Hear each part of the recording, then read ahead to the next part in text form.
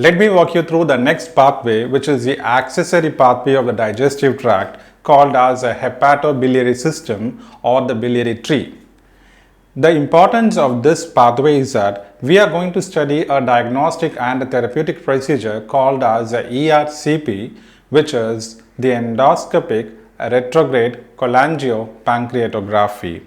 Let's go through the pathway where we find liver as a exocrine gland which produces a bile, and this bile is stored in a sac called as a cholecyst or the gallbladder.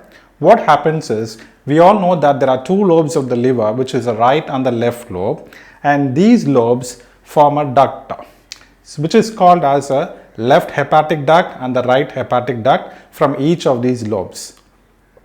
Both these hepatic ducts form together the common hepatic duct, which joins with a duct from the gallbladder called as a cystic duct.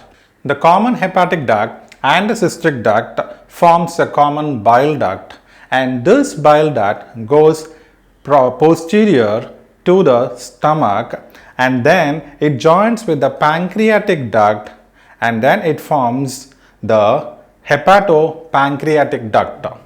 At this site, there is a dilatation called as the Ampulla of Vater. At this point, there is also circular smooth muscles called as a sphincter, and this specific sphincter is called as the sphincter of Oddi. Finally, this hepato-pancreatic duct ends at the second part of the duodenum. Now, this is the opening of this hepato-biliary secretions into the duodenum, thereby they enter the small bowel.